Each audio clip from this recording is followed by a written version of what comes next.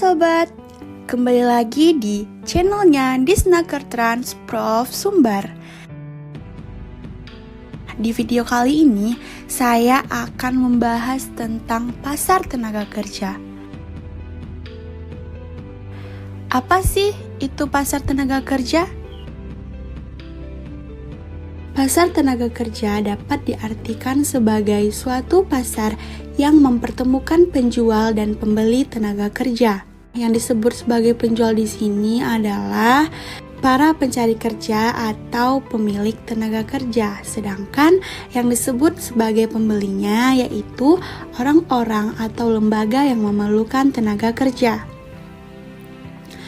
Nah, pasar tenaga kerja dapat diselenggarakan dengan maksud untuk mengkoordinasikan pertemuan antara para pencari kerja dan orang-orang atau lembaga yang membutuhkan tenaga kerja.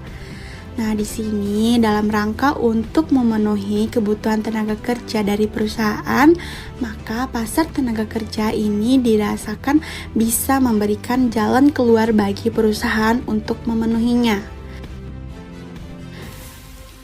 Nah, teman-teman, di sini juga ada fungsi pasar tenaga kerja yang sebagai berikut adalah: 1. Berfungsi untuk sarana penyaluran tenaga kerja. Yang kedua, berfungsi untuk mendapatkan informasi tentang ketenaga kerjaan.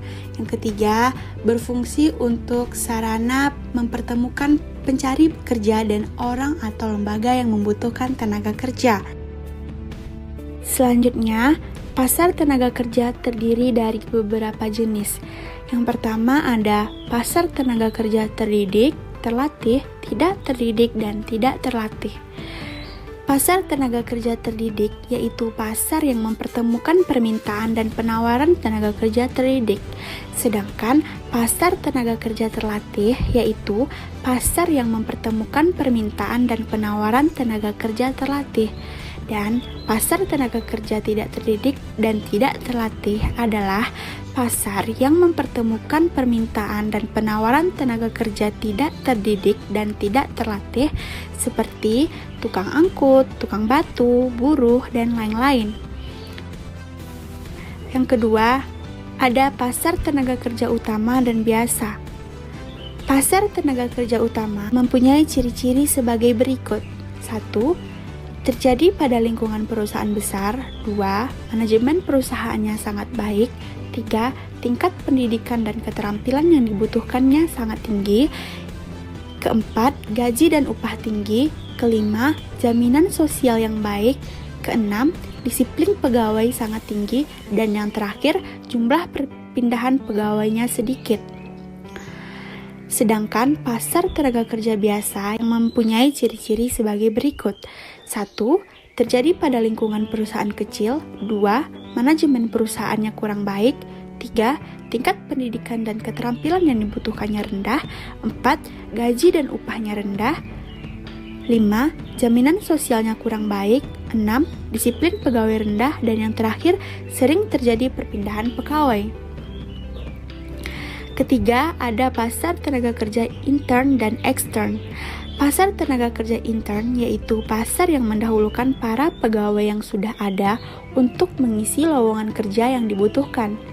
Ini berarti berkaitan dengan pemberian promosi atau kenaikan jabatan bagi pegawai yang bersangkutan.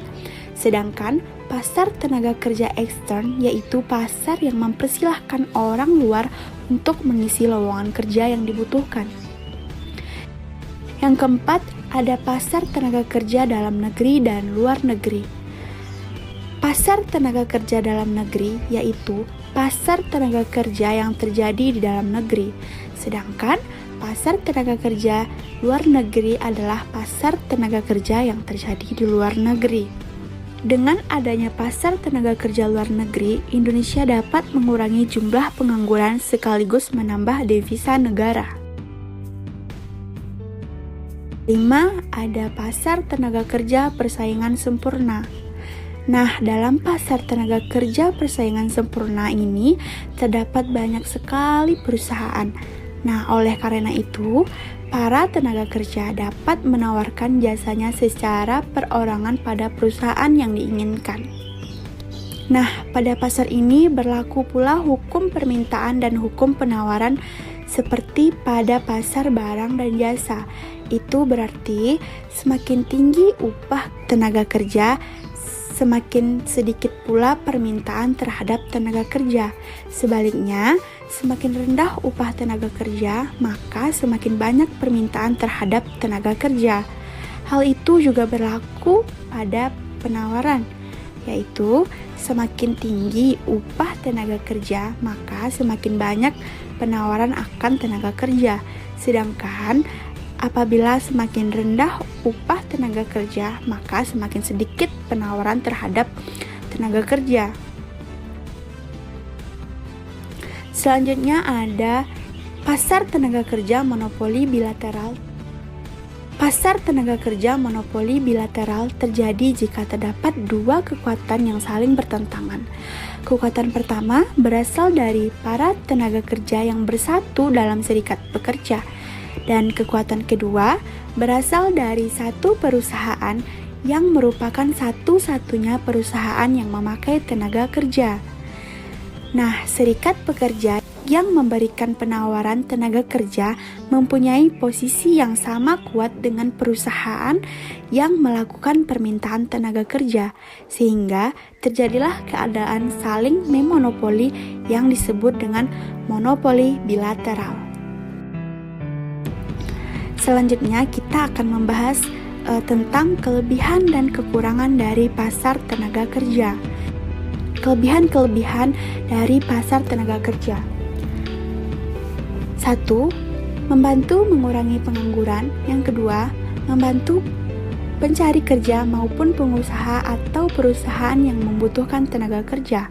Ketiga, untuk menambah devisa negara. Keempat, untuk memudahkan mendapatkan sebuah informasi tentang lowongan pekerjaan baik di dalam negeri maupun di luar negeri. Yang terakhir, untuk membantu dengan cepat mengisi posisi pekerjaan dengan tenaga kerja yang sesuai dengan kemampuan yang dimiliki. Selanjutnya, ada kelemahan dari pasar tenaga kerja. Yang pertama, munculnya kegiatan percaloan tenaga kerja. Yang kedua, munculnya tindakan penipuan dan kekerasan terhadap calon tenaga kerja.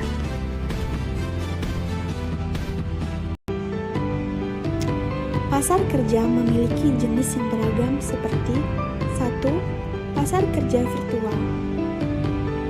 Pasar kerja virtual adalah bursa kerja yang berbasis online, mulai dari pendaftaran, mencari pekerjaan, melamar pekerjaan, serta bertemu dengan wakil perusahaan secara virtual seperti job fair virtual yang ada pada saat ini. Kedua, pasar kerja manual. Pasar kerja manual adalah bursa kerja yang berbasis offline dan akan melamar atau mencari pekerjaan di sebuah perusahaan secara langsung dengan wakil dari perusahaan tersebut. Nah, jadi kesimpulan dari pasar kerja adalah seluruh aktivitas dari pelaku-pelaku untuk mempertemukan pencari kerja dengan lowongan kerja atau proses terjadinya penempatan dan atau hubungan kerja melalui penyediaan dan penempatan tenaga kerja. Pelaku-pelaku yang dimaksud di sini adalah pengusaha, pencari kerja, dan pihak ketiga yang membantu pengusaha dan pencari kerja untuk dapat saling berhubungan. Di Indonesia, penyelenggara bursa tenaga kerja ditangani oleh Departemen Ketenagakerjaan atau Depnaker. Orang-orang atau lembaga-lembaga yang membutuhkan tenaga kerja dapat melapor ke Depnaker dengan menyampaikan jumlah dan kualifikasi tenaga kerja yang dibutuhkan beserta persyaratannya. Kemudian, Depnaker akan mengumumkan kepada masyarakat umumnya tentang adanya permintaan tenaga kerja tersebut. Kebijakan pasar tenaga kerja fleksibel hanya dapat diimplementasikan jika pemerintah telah menyediakan jaminan sosial bagi warga negara. Pekerja yang diupah rendah dalam pasar tenaga kerja fleksibel akan memperoleh jaminan sosial untuk hidup secara layak. Jaminan sosial juga melindungi pekerja dari kemungkinan hubungan ketenagakerjaan yang merugikan, seperti PHK, karena dapat mempertemukan kebutuhan terhadap pasar tenaga kerja fleksibel dengan hak hidup layak warga negara. Jaminan sosial ini merupakan kebijakan yang ideal dan harus menjadi pilihan kebijakan dalam jangka waktu panjang. Sedangkan penentuan upah ditentukan oleh beberapa hal seperti tingkat pendidikan, jabatan, dan lain-lain. Adanya pasar tenaga kerja ini sangat bermanfaat dalam membantu para pencari kerja untuk mendapatkan pekerjaan.